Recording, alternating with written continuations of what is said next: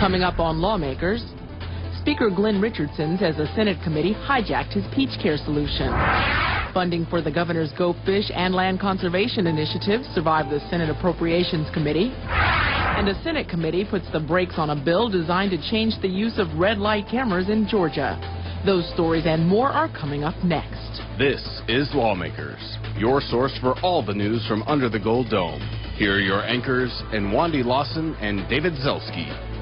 Good evening, everyone. Also on tonight's program, on the same day the Appropriations Committee approves a $20.2 billion budget, the Senate approves several tax exemption measures. And Speaker of the House Glenn Richardson speaks out about Senate behavior. But first, our top story tonight, the fate of the Speaker's PeachCare solution.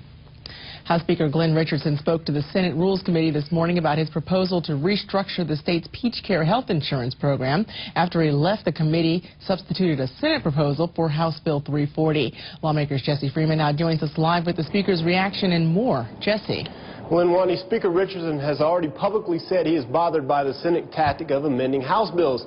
He was especially bothered today because the PeachCare bill that was amended was his own. It was replaced with a Senate version that offers basic dental and vision care and expands eligibility for Medicare. We can't afford to cover everyone, and we're never going to be able to cover every child in Georgia. It's time we step up and cover those that can't take care of it for themselves. It's time we rein in this program and keep it viable for long term. All due respect to the Speaker and his efforts working with PeachCare, and I do agree with some of the bill, but we do need to remember we have at least 300,000 children in this state that are still uninsured. And almost every advocate that spoke to the committee favored Senator Goggins' version of the bill. We would like to support Senator Goggins' substitute. As long as you're going to have PeachCare insurance in the state, and that may be a debate that you come down on one side or the other on, you need to include dental coverage.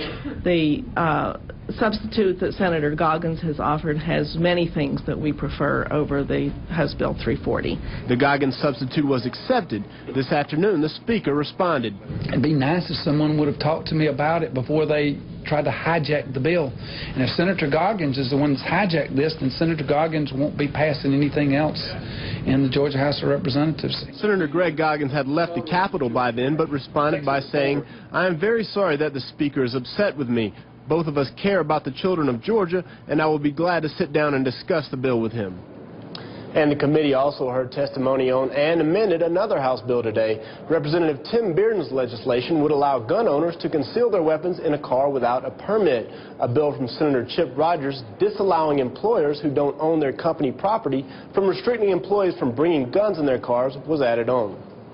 I want to commend Representative Bearden. He has a good bill in House Bill 89, one I fully support, and it's not my intent to take away from that bill whatsoever, but simply to build upon it. I'm not sure in the Constitution, though, where it says that an individual has a right to park at their place of employment.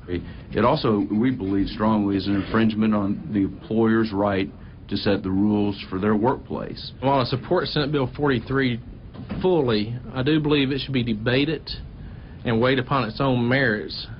And I just don't want anything to endanger House Bill 89. Now, both of these bills passed out by substitute and may be on the Senate calendar as early as tomorrow. Reporting live, I'm Jesse Freeman for Lawmakers. Thank you, Jesse.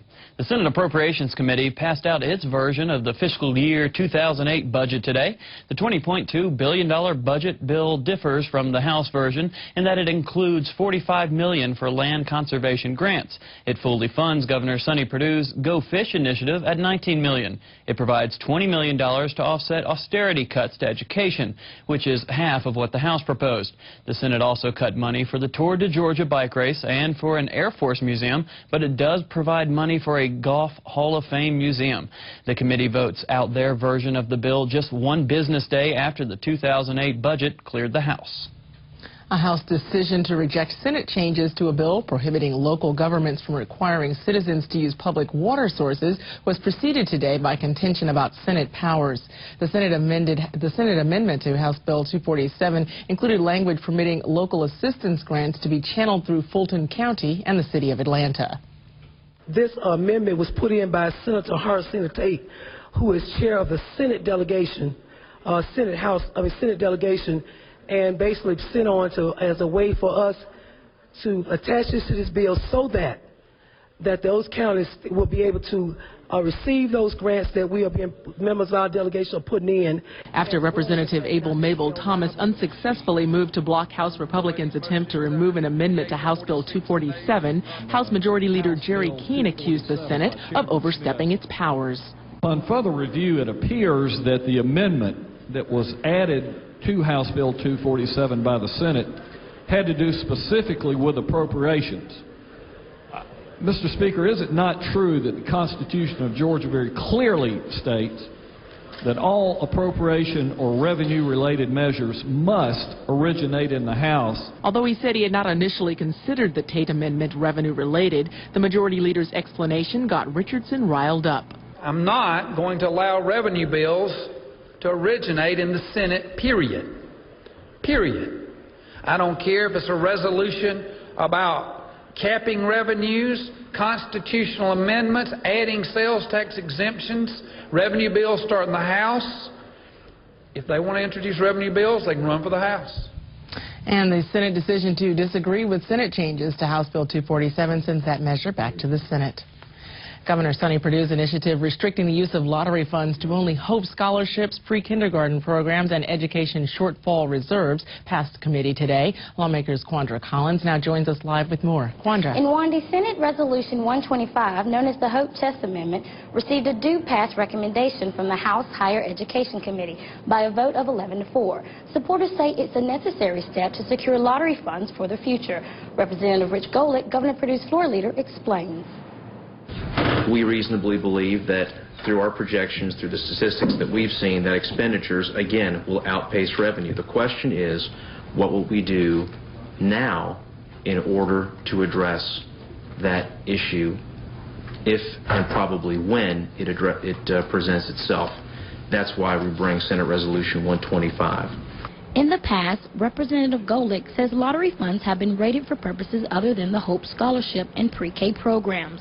And with the predictions that growth will continue to increase in the future, Representative Golick says maintaining these programs presents a challenge. Because of our growth and because of these ancillary costs that come along with it, all of a sudden we have challenges. Again, it's something to panic about by any means. It's something to be alarmist about. The governor's not alarmed by it. We should not be alarmed by it, but that does not mean that we should not plan for it. Again, Senate Resolution 125 received a do-pass vote from the House Higher Education Committee. It now goes to the rules. Reporting for Lawmakers, I'm Quandra Collins. Thank you very much, Quandra. 3 bills dealing with tax exemptions passed the Senate today. However, some may find House approval hard to come by. Senator Chip Rogers explains his senior citizen tax exemption substitute to House Bill 225. Georgia is the only state that has an income test and tax filing status limitation on qualifying for a deduction. What this bill would do would remove the income test, and additionally, in addition to that, it would also allow grandparents to invest into their grandchildren's college education. So I think that's a very good thing. In addition to that, we have also added in the Senate Finance Committee the senior citizen tax relief that has been promoted by the governor. And this would exempt senior citizens over the age 65 and over from having to pay income taxes, state income taxes on retirement income. It's questionable on its face in terms of whether they're going to, in the House, agree that we can enact this kind of policy and launch it in the Senate. That will remain to be seen. I'm going to vote against this tax cut because we have, under current Georgia tax code, provided generously retirement income tax relief that, when fully phased in, will reach all those earning up to $90,000 a year. This tax bill, the impact of this language that's been added onto House Bill 225 would have 96% of the tax relief going to people who earn $100,000 and up. Now, as Senator Orrock explained, the substitute may have trouble getting approval in the House because it could be seen as legislation which affects the budget. However, Senator Rogers stated that at least this option will be on the table. Senator Dan Moody later explains a substitute to House Bill 413, which includes tax exemptions for 3 particular Fulton County projects. The first project is for the Chattahoochee Nature Center. This legislation passed the House by a vote of 164 to 0. Last year, this center hosted over 100,000 visitors, and about 35,000 of those visitors were students, and it expects to grow that number of students to over 35,000 this year. The second project is for the Millennium Gate, which will be located at Atlantic Station. This 6-story public monument and gallery space will serve as a portal into Midtown Atlanta through Atlantic Station, and it will house a unique collection of art displays and exhibits. The third project is for the Atlanta Symphony Orchestra's new amphitheater. Construction plans call for seating for 12,000 people, and the amphitheater is expected to be completed in about 12 months. The Senate also passed a tax exemption for biofuel companies. House Bill 186 creates a 5-year exemption for new alternative fuel companies. And a late amendment from Senator Preston Smith added current biofuel facilities that wish to expand their operations.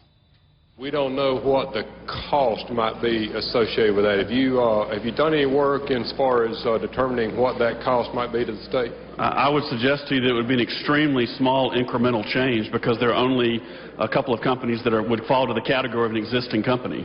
So if you are incentivizing new growth and new companies, they would take up the lion's share of any of this. And the only thing that I would be talking about is an existing company like U.S. Biofuel located in Rome, Georgia, allowing them to qualify for an expansion for a temporary exemption. They would fall into a category of perhaps less than 5 in the entire state that might be able to take advantage of this.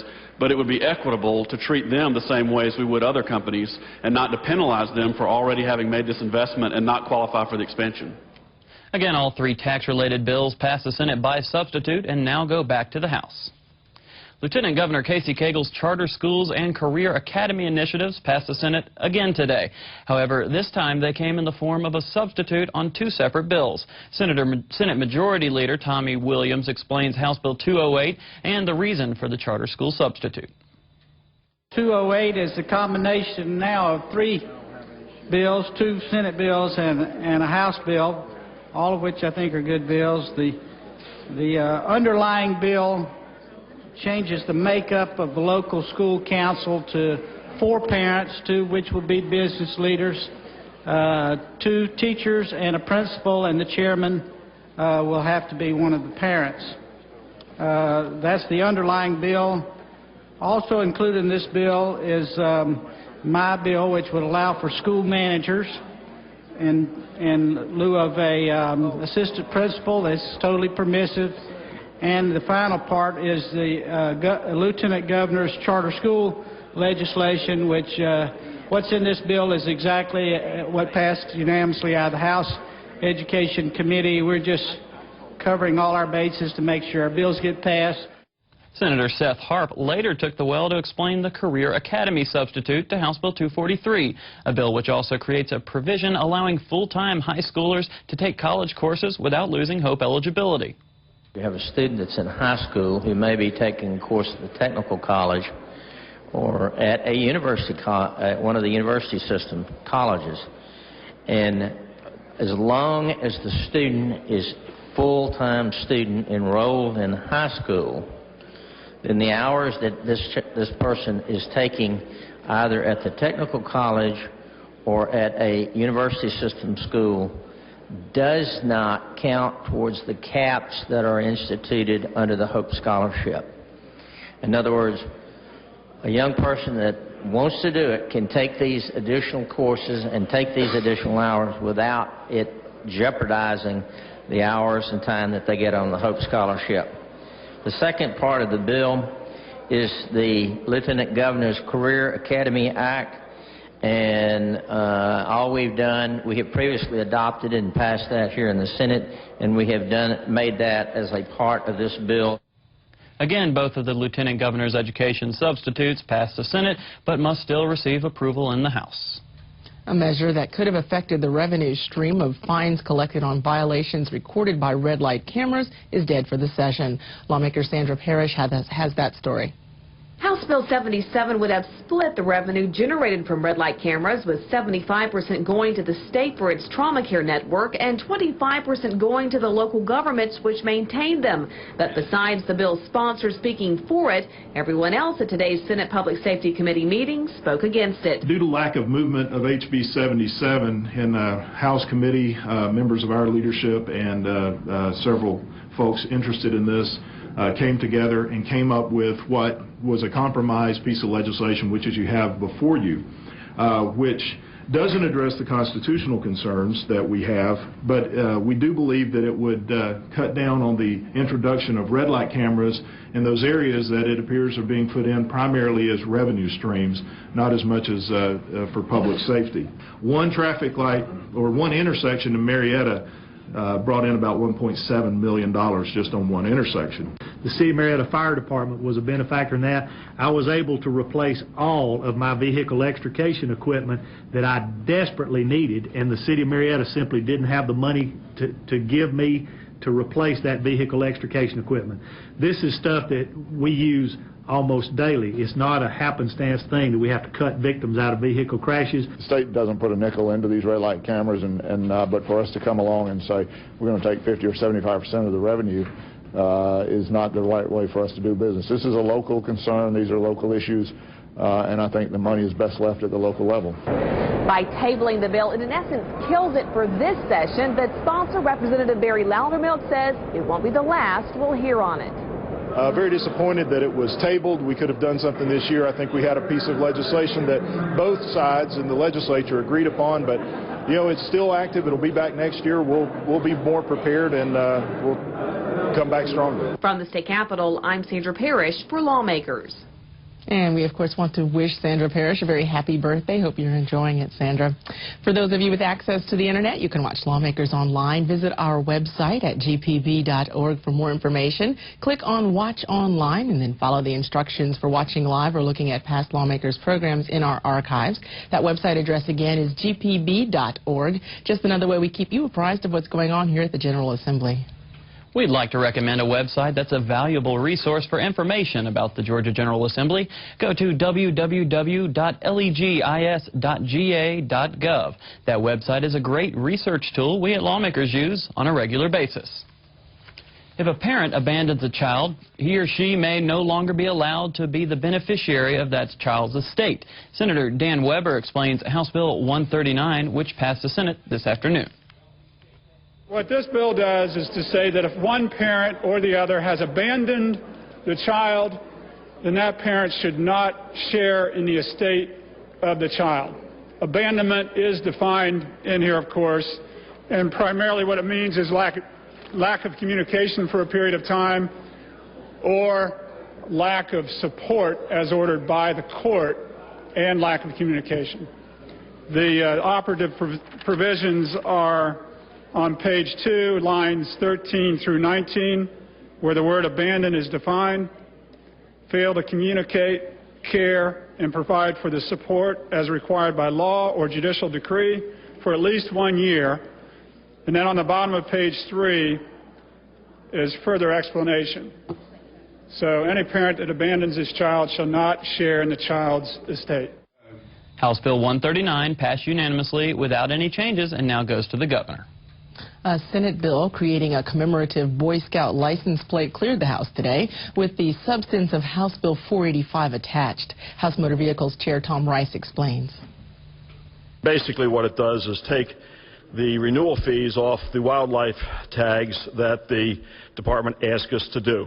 And we've done that in this bill.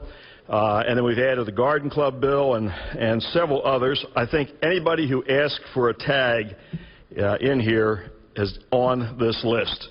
The autism tag and so on and so forth, they're all on here, and we'd ask you to vote for this bill. Senate Bill 81 passed the House by a vote of 139-0. The additions made in the House Motor Vehicles Committee send that bill back to the Senate.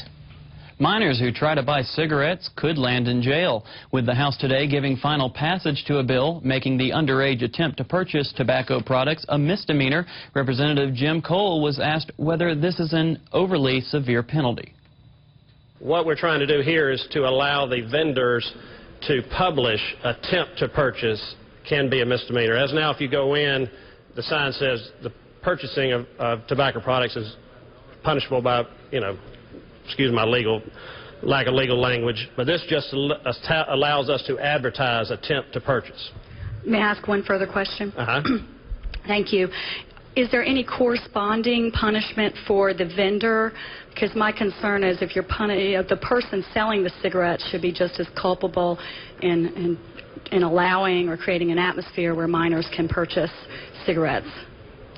I'm sure there probably is one, but not to my knowledge, not addressed by this bill. By a vote of 95 to 50, the House approved making the attempted purchase of tobacco products a misdemeanor, punishable by up to 1 year in jail and/or fines up to $1,000. Representative Jeanette Jameson filed notice that she will ask the House to reconsider its action tomorrow. Final passage in the House today of a measure permitting corrections officers to retain their badges if they're disabled in the line of duty was preceded by an effort by Representative Austin Scott to provide IDs to ex-cons. This bill simply says that when someone leaves the correctional institution, that the state would provide them a personal identification card. Right now, when they leave, they get some clothes and $25 and a bus ticket home. Some of the employers in my community have expressed that if they had a personal identification card, it would make them more comfortable in hiring them. But not all House members thought the matter was so cut and dry. Representative Scott was questioned about the wisdom of providing potential voter ID to convicted felons and illegal immigrants. Representative Mills, I don't think that someone who was identified as an illegal immigrant when they were put into the criminal justice system would ever be released into, through pardons and paroles, or released into the general public. I believe that an illegal immigrant would, one, be deported back to their country, or if a sentence was carried out here when the sentence was completed, they would be deported back to their country. In the end, the immigration issue compelled Scott to withdraw the amendment. This same code section is coming to the floor tomorrow. If it pleases the chair, I'll be happy to have the amendment drafted for that code section if it would help. That would be that's the gentleman's right. It looks like to me that'd be a pretty, the chair doesn't ever know how a vote's going to turn out, but my sense is right now. Mr. Speaker, I'd like to withdraw my amendment. Gentleman has withdrawn the amendment. I believe that's a good decision. And work with Representative Mills, and let's make this for U.S. citizens. I think that's a good idea. Without the Scott amendment, the House passed Senate Bill 235 by a vote of 152 to 0. It now requires the governor's signature to become law. A bill that would allow a jury to sentence an inmate to death without a unanimous jury verdict was killed in a House Judiciary Committee meeting today. Lawmakers, actually that was the Senate Judiciary Committee, and lawmakers Lanny Walker is live at the Capitol with more. Lanny.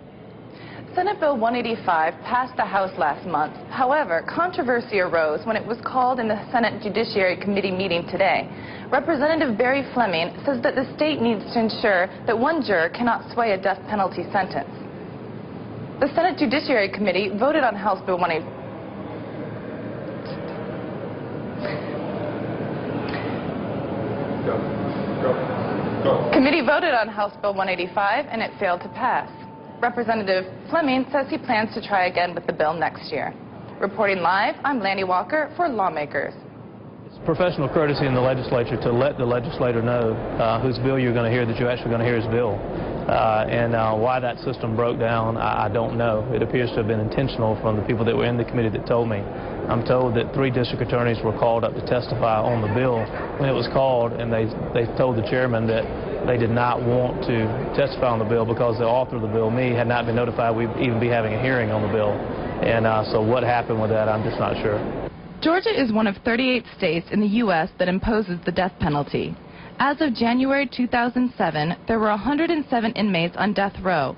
Representative Fleming says the state needs to ensure that one juror cannot sway a death penalty verdict.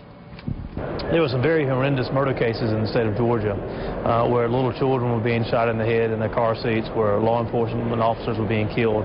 And we basically had a problem where 1 or 2 jurors were being able to thwart the death penalty, to overrule the law in Georgia regarding the death penalty, after they had gotten onto a jury and said that they could apply the death penalty. So at the behest of the District Attorneys Association of Georgia, I brought a bill to change that, to strengthen the death penalty in Georgia. And we thank you for that report, Lanny. Well, in other news, taking photos and eating candy are not usually considered crimes. However, legislation addressing both of these activities was at the center of the House Judiciary Non-Civil Committee's agenda this afternoon. Lawmakers' Bridget Snapp is live at the Capitol, and she has that story. In Wandy's preliminary form, Senate Bill 1 would Right now, we're experiencing some technical difficulties. We'll go back to Bridget, and she will tell us more about that story in just a few minutes. But in other news, we wanted to let you know that in the House today, 2 measures addressing child welfare were in fact passed. And okay, I'm being told that we're going on to other news. The House gave final approval today to a measure which passes along the cost of child support collection to those who pay and receive that money. Representative Wendell Willard said Senate Bill 42 would save the state $4 million. We were trying to find an equitable way of sharing some of this expense in order to save the state the $4 million that we need to recover from this program. And so now we have, through Judiciary, working with DFACS and the various interest groups, we have worked out a means of dividing the obligation of repayment of these monies from the obligor, the payor, and the obligee, the recipient of the funds.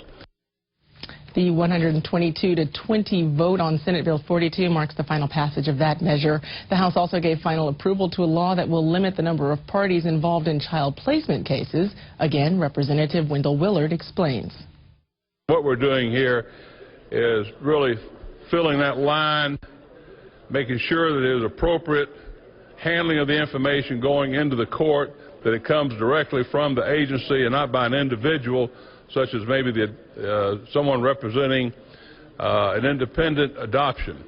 So in this case, we have the information not coming by the attorney, but by the child adoption agency going to GCIC or to the GBI or some other criminal investigation agency that has that access, and then the information has to be delivered directly to the court for filing and not through some third party. The House approved Senate Bill 61 without dissent. Both SB 42 and SB 61 now require the governor's signature in order to become law. The Georgia Tourism Act passed the Senate unanimously today. House Bill 451 will help promote tourism business throughout the state. Senator Chip Pearson explains this bill. Thank you, Mr. President, members of the Senate.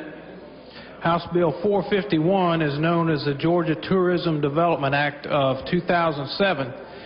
The goal of this proposal is to attract large destination resorts that otherwise may not consider locating in Georgia. It certainly is only restricted to these large resorts in that the capital investment is a minimum of $25 million. Additional requirements are that 50% of the guests currently have to reside outside of Georgia. I understand there's an amendment to change that we're supportive of.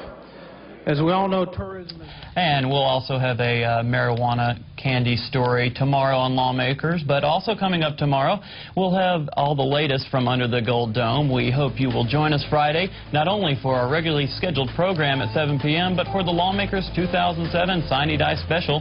That broadcast is Friday, April 20th. Thank you very much. Good night.